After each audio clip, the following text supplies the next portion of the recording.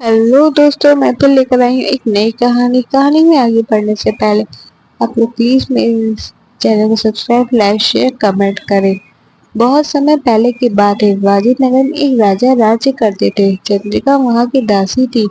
चंद्रिका की एक छोटी बेटी भी थी। चंद्रिका महारानी की सेवा करती और उसकी बेटी महारानी की बेटी के साथ खेलती रहती।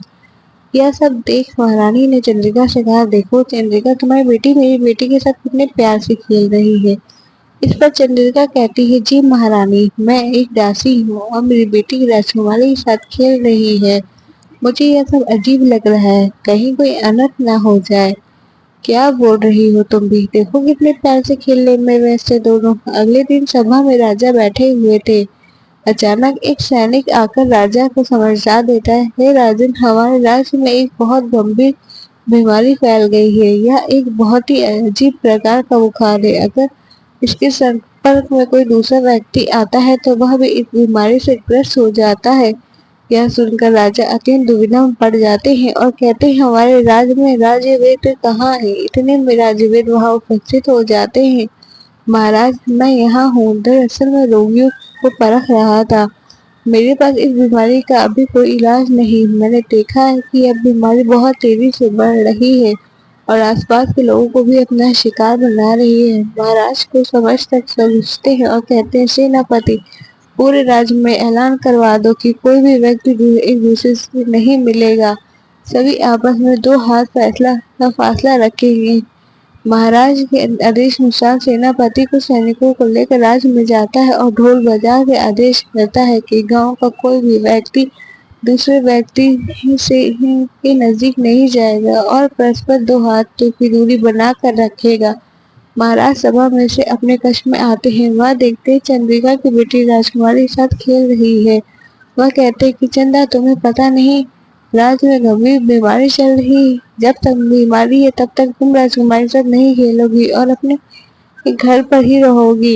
यह सुनकर राजकुमारी कहती है, लेकिन महाराज, मैं अकेले कैसे खेलूंगी। इतने में चंदा खड़ी होकर अपने घर जाने ही वाली होती है कि तभी राजकुमारी बेहोश हो जाती है। राजवेद आते हैं और बताते हैं, राजकुमारी को भी वही बीमारी गंभीर हो गई है और इसका तो मेरे पास अभी तक इलाज भी नहीं है। यह सब देखकर महाराज दुविधा में पड़ जाते हैं। वह कुछ सोच ही रहे होते हैं, तभी एक सैनिक आता है और कहता है, महाराज, बाहर एक बाबा है और आपको शीघ्र ही बुलाया है। बाबा, इस वक्त? चलो मैं आता हूँ। बाबा, आप यहाँ कैसे, क्या काम है आपको? सुना है राजकुमारी इस गंभीर बीमारी का शिकार हो चुकी है। मेरे पास इस बीमारी का इलाज है। बाबा ने कहा। महाराज ने कहा, इलाज? कैसा इलाज, बताइए ना बाबा। आपके राज्य के घने जंगल में एक बड़ा सा पेड़ है। यहाँ कोई साधारण पेड़ नहीं बल्कि एक जादुई पेड़ है। इस पेड़ से एक फल लेकर अपनी राजकुमारी को खिलाओ, वह तुरंत ठीक हो जाएगी। ठीक है बाबा, धन्यवाद आपका इस बीमारी का उपाय बताने के लिए। सुझाव देके बाबा चले जाते हैं। सेनापति सैनिकों को लेकर जंगल में उस बड़े से पेड़ को ढूंढो और उस ये फल को लेकर आओ। जी महाराज। सेनापति को सैनिकों के साथ जंगल में जाते हैं और उन्हें वह पेड़ नजर आता है। आओ आओ, मेरे ही फल लेने आए हो।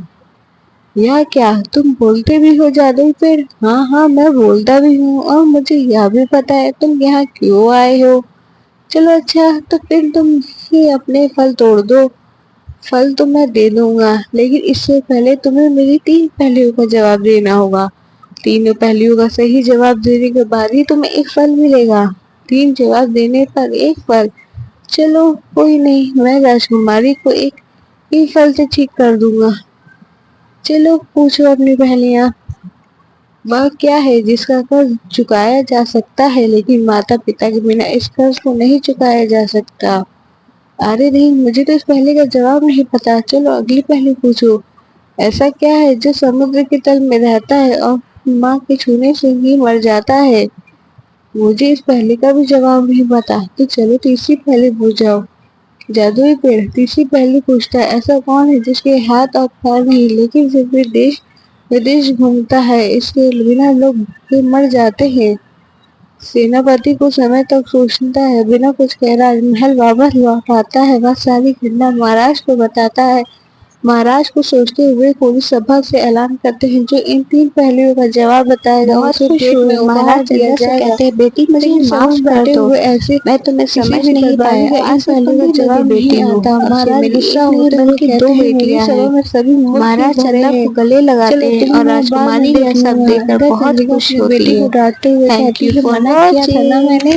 हाँ बड़े लोग हैं, अगर उनकी राजकुमारी को कुछ भी हो गया तो सारा इल्जाम तुम पर ही आएगा। नहीं माँ, राजकुमारी मेरी वजह से बीमार है, मैं जाऊंगी और उन्हें ठीक करके ही वापस लौटूंगी। चंदा महाराज के पास आती है और कहती है महाराज मैं जाऊंगी उस जादुई पेड़ के पास और उसकी तीनों पहेलियों का जवाब दूंगी और बदले में उसे जादुई फल को लेकर आऊंगी जिससे राजकुमारी ठीक हो जाएगी। महाराज थोड़ा सोचते हुए बोलते अच्छा ठीक है, वैसे मुझे पता है तुमसे नहीं होगा लेकिन फिर भी तुम्हें एक अवसर देता हूँ। चंदा जंगल में जाती है, उसे वहाँ जादुई पेड़ दिखाई देता है। वह उससे कहती है जादुई पेड़ आप अपनी तीनों पहेलियां पूछिए।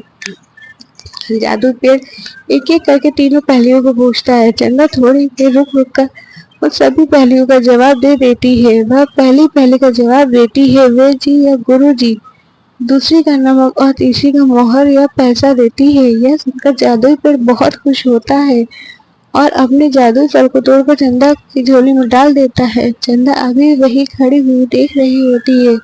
जादुई पेड़ कहता है बेटी तुम अभी गई नहीं। चंदा कहती है हमारे राज्य में राजकुमारी के अलावा भी बहुत सारे लोग इस बीमारी से पीड़ित हैं, मैं उनके लिए भी फल ले जाना चाहती हूँ, चाहो तो और भी पहेलियां पूछ सकते हो।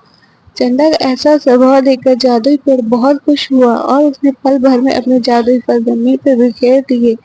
चंदा ने उन सभी फलों को समेटा और राज्य वापस लौट आई। राज्य पहुंचने पर बाद राजवीर ने उस फल का रस राजकुमारी के मुंह में डाला और देखते ही देखते राजकुमारी उठ खड़ी हो गई। यह देखकर महाराज